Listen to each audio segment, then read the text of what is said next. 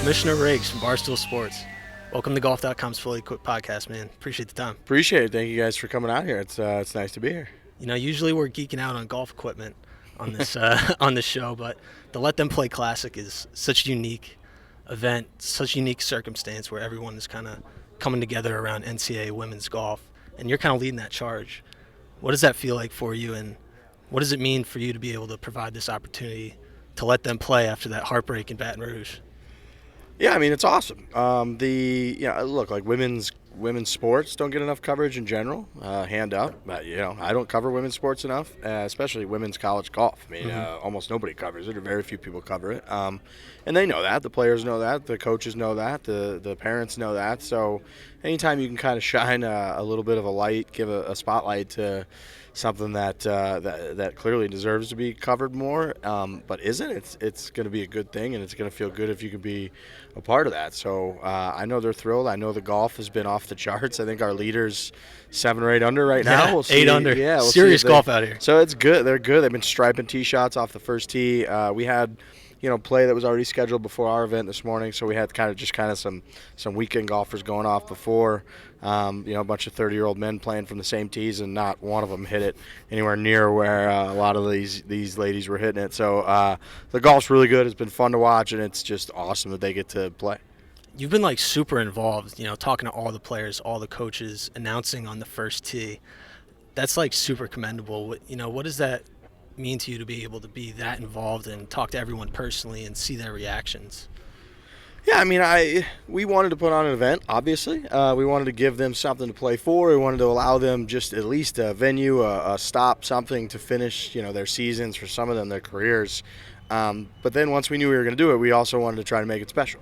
We didn't want it to just feel like somebody did the bare minimum. We wanted it to have the little touches that it takes to kind of feel important and special and have cool photo ops and cool memories. So yeah, I mean, I'm trying to be involved without taking away, from them, from the players, because that's what it's about. But announcing them on the tee, I know they enjoy that. They get cool clips, and we have some fun with them when they come up to the tee. And a lot of these girls now, I mean, they've been here for 3 days. We've been around, so they kind of give me a hard time, bust my balls a little bit. I like to chirp them a little bit. That's just kind of my personality. And you start to learn and meet a good amount of them by name, and you meet their parents or their coaches, and everybody's kind of here to have a good time. That's what sports are about. That's what locker rooms are about, is you kind of get to know each other better. And any group of buddies, whether they're gals, guys, whoever, when you're out on the course, you usually give each other a pretty hard time the whole time. So we've kind of developed that rapport a little bit with a good amount of them. So it's fun being on the tee with them now, and like I said, giving them a little bit of a hard time and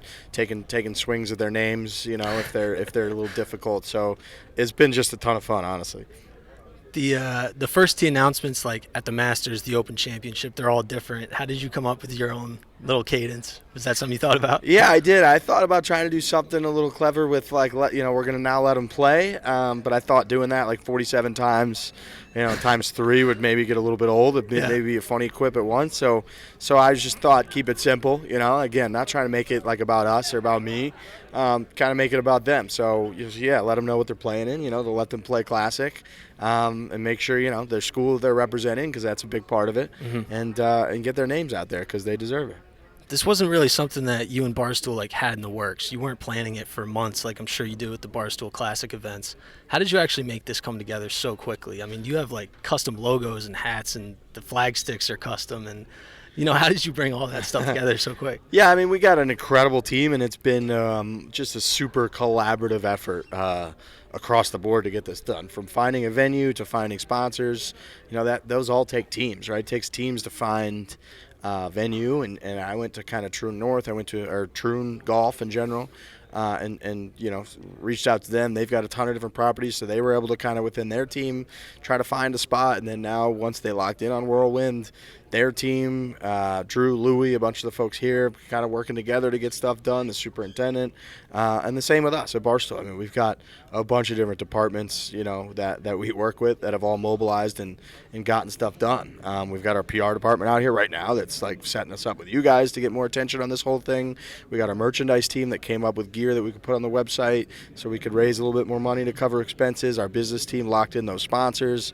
Our events team obviously put this whole thing on. Our content team's been behind behind it to kind of get out there and get more eyeballs and ears on this whole thing. So it's been our finance team to obviously get approvals for everything. So it's just been an outrageously collaborative effort. It gives me a ton of faith in people, just how many folks have stepped up and sacrificed their time, committed their time and efforts to getting stuff done. Nobody's bitched about it the whole time. Nobody's complained. Everybody's just been happy to kind of get over each hurdle, and then whenever they see another one, what can we do to get over that one, and ultimately just make it happen. I mean, it's not rocket science. We're just basically providing a venue for them to play golf and trying to do little things to make it feel special. So there are signage companies that exist, and we just hound them until they say they can get a sign done in 2 days. And there's trophy companies that exist, and we went into a trophy store the other day, and the guys, mocked everything up, picked out the ones that we liked. He's like, yeah, it's usually about even on a rush order, it's about a 5 to 7 day. We're like, no, we need it tomorrow.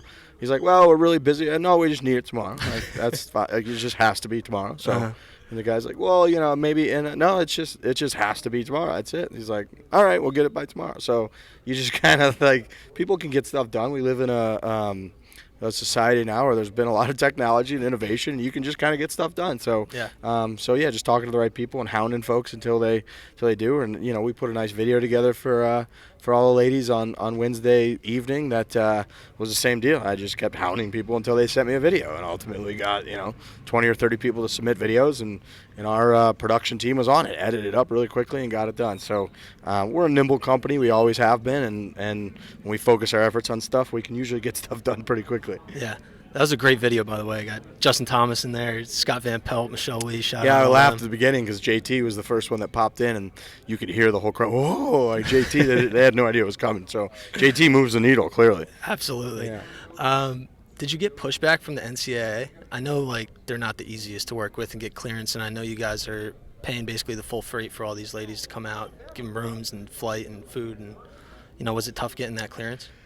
The NCAA for us is, since kind of we got involved, really hasn't been an issue, and we haven't really worked with them directly per se. I mean, we hired outside counsel, a guy by the name of John Long, who's been awesome, who specializes in NCAA compliance, who's been helping us get over any hurdles that have kind of been in the way, and then compliance offices. So Mississippi State, which is obviously a huge program, SEC program, and Purdue, the two compliance offices there. This guy Steve Smith from Mississippi State's been awesome, and he deals with the NCAA. They have great relationships with those folks. They kind of battle compliance all the time, and they essentially got answers for us when we needed them, and got the couple things that we needed to get approval to pay for every single player's expenses, the coach's expenses, and make sure that wasn't going to be a roadblock for anybody to attend. So they were big in stepping up and getting that stuff done, and we've been kind of joking that the guy Steve Smith was running through the offices and hallways at Mississippi State with big compliance news, and if you're a compliance guy, this is his Super Bowl. This is the compliance Super Bowl. He got this approved, and he's all jacked up about it. And it's he's pumped because usually the news that he gives to people is bad news. It's you can't do this, you can't do that, and he worked really hard to get the information out there and to get the approvals out there. So it was huge that they worked that hard. Mm-hmm.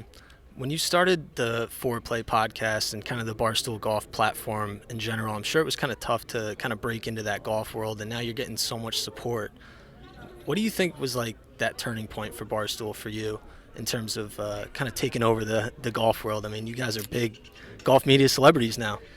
Yeah, I mean, I think that time was big just because, people realize who we are. I mean, and now at this point we've expanded and grown, but, we're just four pretty normal guys on the show that none of us play competitive golf. Most of us, a lot of the time we stink at golf. 90-something% of people that play golf stink at golf. Go look at the handicaps. People don't break 90 90% of the time. So golf's really hard. And it's still awesome, and people still love it, and the culture around it and the jokes around it.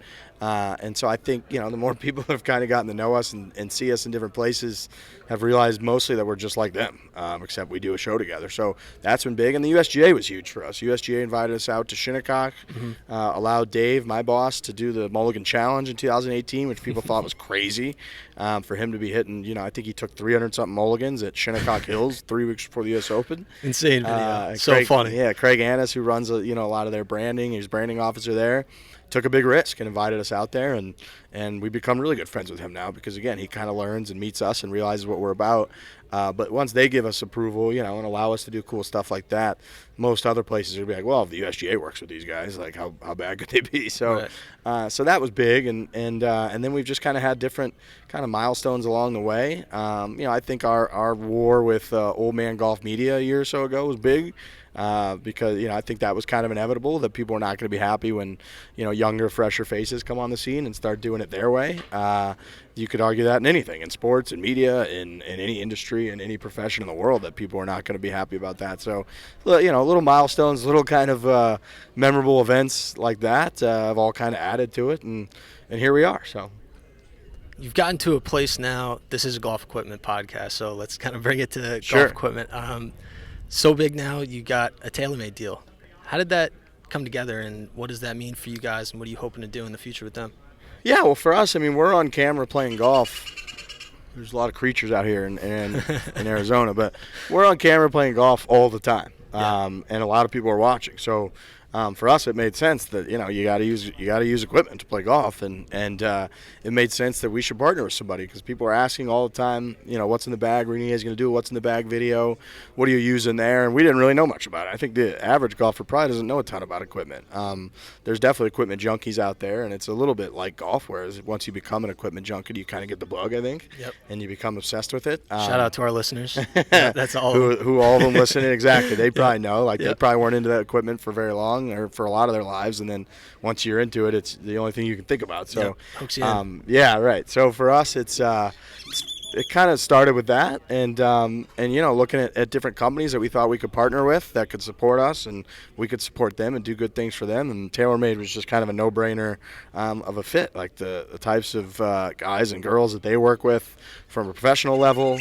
And just how far they've come with all of their equipment, with their drivers, their irons now, the new set of irons, P770s I rock. I used to rock AP2s for about 3 or 4 years, and Classics. They were, and I had heard good things before, and I didn't dislike them, but it never felt significantly different, and I was like, yeah, they're great, they're fine, whatever.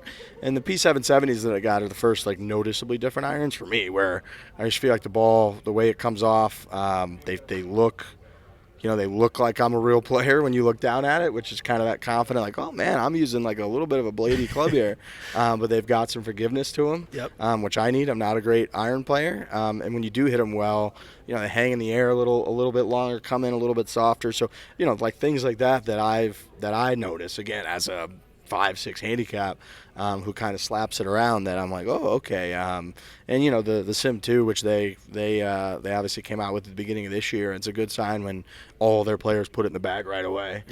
Which they all did pretty much. So yeah, it's been cool to have a company like that behind us. It's been cool to go to the Kingdom and get dialed in and see what goes into it. And did you do a full fitting at the fitting at the Kingdom? And it's heaven there. It's heaven. It is. They give you it's Disneyland for golfers, walking into that place. Yeah. But it is stunning that they can, you cannot change your golf swing at all, and you can take 3 or 4 swings with a certain shaft or a certain club head, and you can hit a little bit of a snipey hook. It's not really hanging in the air, and they're like, no, don't change your swing at all. And they'll tweak the shaft and and then you're just hitting a beautiful high cut, and it's like, how did you know to change those things in particular? But the fact that technology has come that long, that far, and equipment's come that far, it's just stunning to see. And you look at the numbers, you just needed a different shaft, and you needed to, kind of change your lie angle because you're coming in. And the fact that they can actually do that, and you just see the golf ball, right? It's one thing if somebody tells you on a simulator and everybody's like, oh, they're juicing the numbers, whatever. Yeah. You go watch a ball fly at the Kingdom, and you're like, no, that golf ball is just flying a different way, and it's flying closer to the ideal way, and it's very, very cool. It's easy to get caught up in. You're preaching the good word of fitting right there, Riggs. I know you got a lot to do with the Let Them Play Classic. We're through 36 holes, 1 round left. What do you think so far? Has it been a success? Is it something that you're going to want to do going forward? Maybe put it on the NCAA schedule, something like that? Yeah, I think it's been a massive success, and I think that's very clear from just seeing the smiles on the faces of the players. Seeing them hang out with their team, with their girls, with their best friends, their coaches, their parents, just being able to be here. I mean, even during the Wednesday practice round, it was hard not to get a little bit emotional because, they're out there with their team for the last time. They play little games against each other, and they didn't think they were ever going to have that again. And even if they're not seniors, you're never going to be with this team again, this particular team again. And now here they are. They're on one last road trip. They get to go through their process again. They get to give each other a hard time again, chirp each other on the course, hit good shots, laugh, high five. We had a couple hole outs yesterday, and there was a big celebration on 18 with Mississippi State girls. So yeah, I mean, just that alone, I think it's made it a massive success. And, I think if you combine kind of the power of our following and our audience with kind of the good-hearted nature of what this event is, there's a very good chance for success. So as long as they buy in, which has been huge, and I thank them kind of when I made quick remarks on Wednesday, just that it would have really sucked if we put on a tournament and nobody came. Then you don't have a tournament. So one team shows up and it's just playing golf. Right. And a lot of the teams right away, some of their first questions were just like, who's committed? How many commitments do you have? Because it's not a tournament if nobody comes to the tournament. So it was very flattering for us, I would say, that people wanted to come. There's a lot of folks that could tweet at, college women's golf teams and say, we're going to do a tournament, and they're like, yeah, okay, we're not coming to you. Why? What are you talking about? That's pretty much what we did, and they were like, yeah, we're coming. So that's very flattering and cool that they showed up. So, yeah, so far I would say it's been a huge success, and we got perfect weather out here in Arizona, and they're getting ready to kind of hit the back nine and finish this thing up. So the only thing that can make it better is kind of a dramatic ending. Let's hope for it. It's one thing to start an uproar on social media. It's another thing to actually put together the event and make it happen, give these ladies a place to play. So on behalf of, the golf world in general, I just want to say thanks. Thank you. I appreciate you guys covering it. It means a lot, and it means a lot to them, which is awesome. They, they're seeing their swings all over social media and Twitter and Instagram, and they're tagging us, hoping we'll share them, and we are. We've got our camera guys everywhere. We got drones in the sky, and we're going to edit together a pretty cool video that we'll put out, in the next week or two, showcasing it to as many people as we can.